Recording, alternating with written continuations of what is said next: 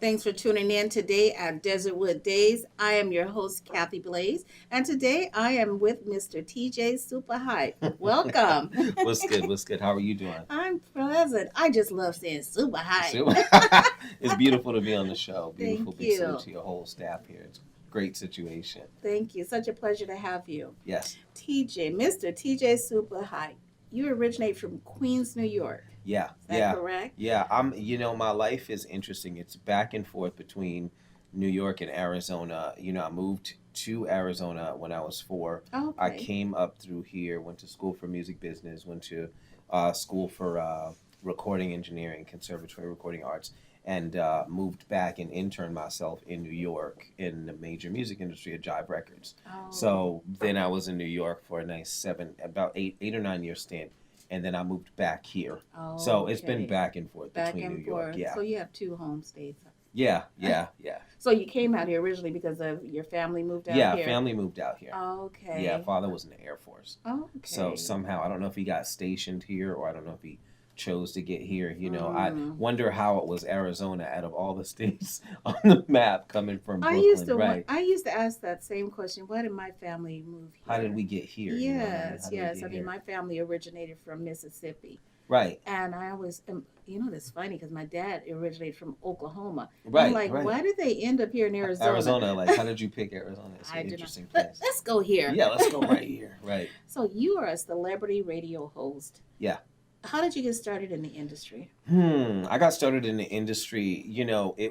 I started in the industry because I was an MC as a kid. I consider myself to be an MC for life, but an MC as a kid, and I rapped all the way through high school, coming up, watching Run DMC music videos and everything.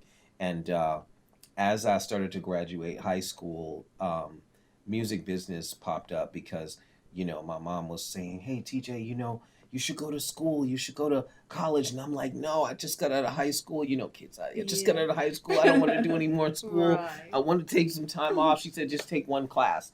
And the one class that I could find that was the closest thing related to music for me was the music business class at the time. Okay. So I took that and fell in love with music business. And after that class, while I was in that class, I was talking to a friend of mine, Kwan the Shogun, and we were going through the New Times one evening, and he lands on this recording school, and the recording school was a conservatory recording arts. So I said, okay, after I finish this, I'm going to go to the conservatory recording arts, and then I'm going to learn about engineering, and I'm going to learn about all this other stuff. And so after I finished the music business class, I went to conservatory recording arts, and learned about music and all these other beautiful things. And while I was in that class, I remember there was a guy who came into class. This is when the school it's a big school today, but the school was a lot smaller then. It had maybe 10 students in a class and 3 classes in a semester, so 30 students at a time basically. So they came to us and they said, "Yo, there's no music industry here, so 8 out of the 10 of you need to leave." Wow. So so it was culture shock at the moment, because you're like, "What do you mean leave?" Like, Right. but I had family back in New York, so I had conversations with my mother, and I was like, "Mom, you know what? They said you have to leave." So then somehow in there, the idea popped up for me to try to move back to New York.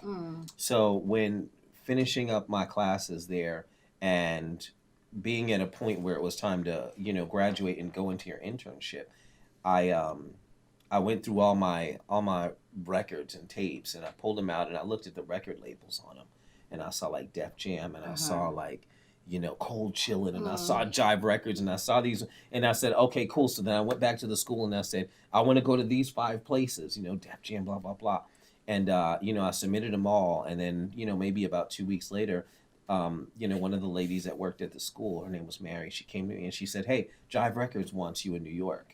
And I thought that was really interesting, being, the That kid was- from Arizona. I'm like 18, 19 at the time. And they're like, "Oh, Jive Records wants you." I haven't had a conversation with him, haven't met him. So after I finished everything with school, I moved back to New York, and then I started an internship at Jive Records. Wonderful. And it was a beautiful internship. Oh my goodness. Yeah. So that was awesome. Yeah. Considering the news you had just gotten that you guys are going to have to We leave. need to leave. Yeah. Yes. Yeah. Yes. Yeah. That was a blessing. Yeah, it was great. It was great. Yes. And I interned at Jive. I stayed there for forever. I worked there like it was a full-time job, Oh, 40 hours a week, every single, 5 days a week I'm there. Mom was sending me money, mm. and Mom was happy you were doing something. mom was happy that I was doing something, but it was probably a strain on mom. Like, mom is great, but it's probably a strain on Mm. mom because mom and dad Yeah. had to keep sending me money to live, Yeah, but mamas don't care as long as their kid is doing what Yeah, they need to be doing for their yeah. life. So, what was it like the internship? Was it all that you thought it was going to be? The internship was more than I thought it was going to be because I'm moving back from Arizona to New York. So there's that whole new dichotomy of things you Mm. have to think about and learn to understand because I'm in Manhattan every single day now, Right. versus just being in Arizona. Your family was still back in Family Arizona. was still back in Oh, so Arizona, you had all so the living expenses and I everything was I out. was staying with my aunt and uncle. Oh, okay. Yeah, I was staying with them out there and then traveling from Long Island every day Oh, to the city back and forth. So that's expensive because I had to tell it's my a friend really I long met trip. someone from Long Island. Right, right, right, right, right. Yeah. So it was a long trip. So I was out at Jive and Jive was beautiful.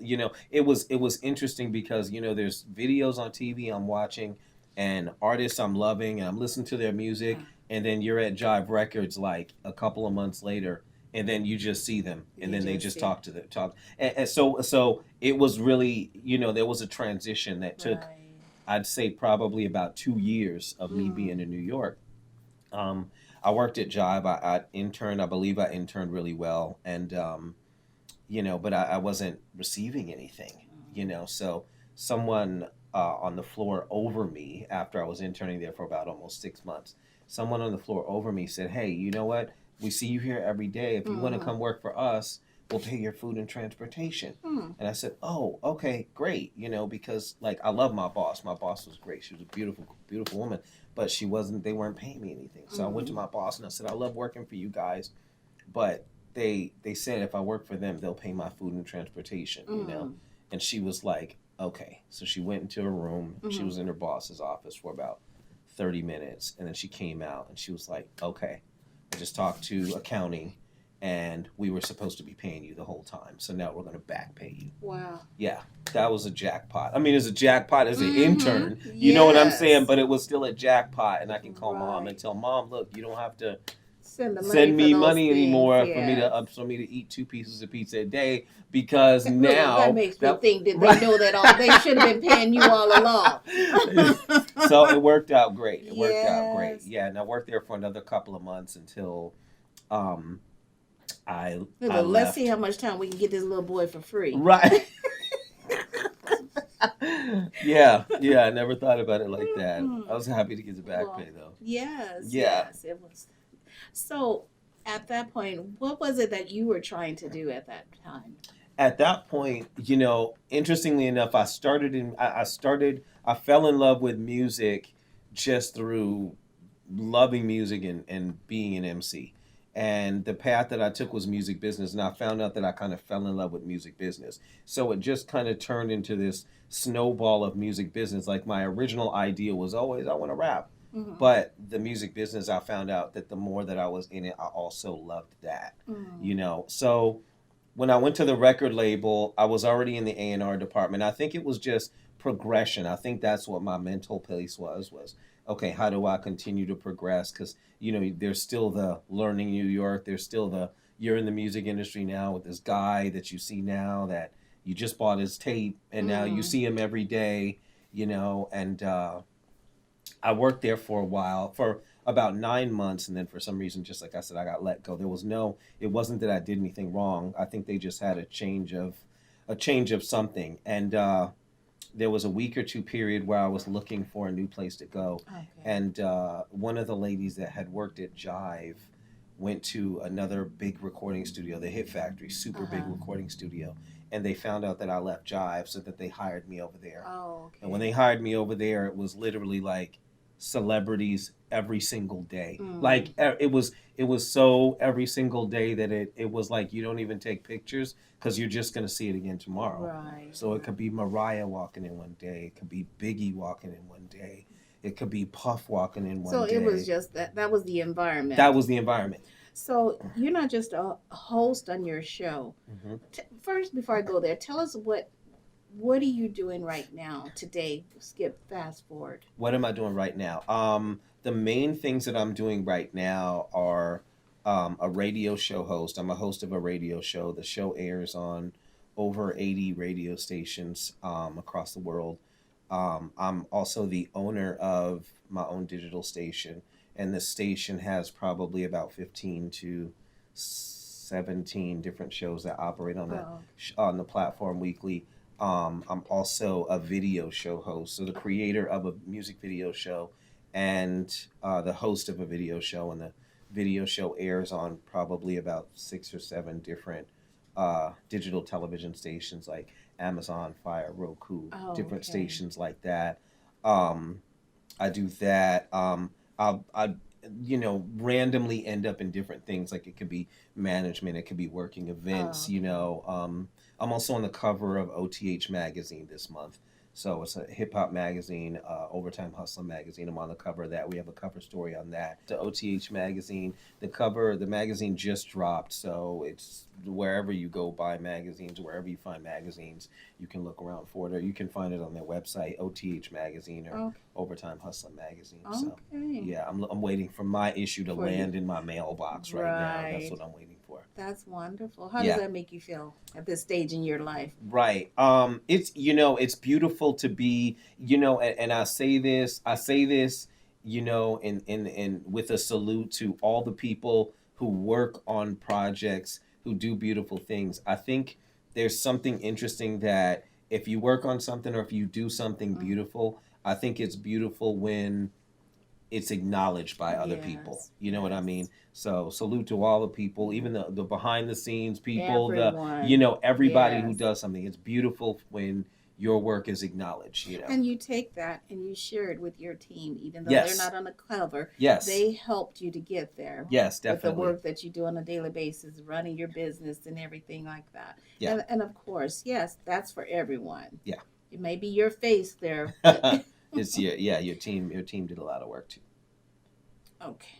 So you're not. What we were speaking about, you're not just a host, a radio Right. host. You're a producer Yeah. and the president of Radio Supa. Yeah. Could Yeah. you tell our audience what they can expect from Radio Supa? What can they expect from Radio Super? Right now, I think my mission right now is to continue to touch people. So I guess continue to try to expand in terms of, spread and increase our reach Mm-hmm. and reach more people. We've always tried to do, the inception of Radio Super came because there was a project I was working on with an artist, and the support that I was getting from regular available radio at the time was not going to be sufficient in Mm. terms of pushing or promoting any kind of musical project. And you understand here because we're on the desert show, so you Right. understand that.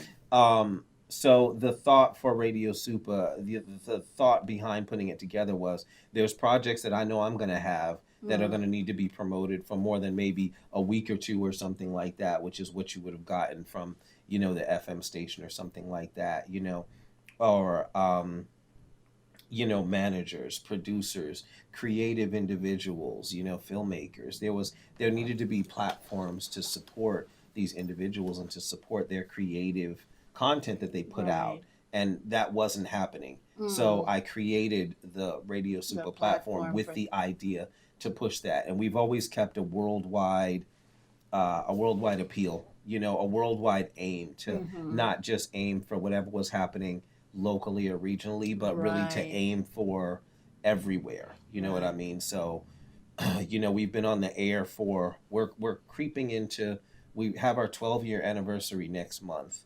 So I'm looking forward to that. The station and the show have been running, just like I said, 12 years. And at this point on Radio Soup, on the radio station, we do celebrities every week at this point. And that's just Congratulations. That's over the course of wonderful. time. Yeah. Um, being a radio station Hmm. owned and ran by a black man, do you find that you are lacking the support?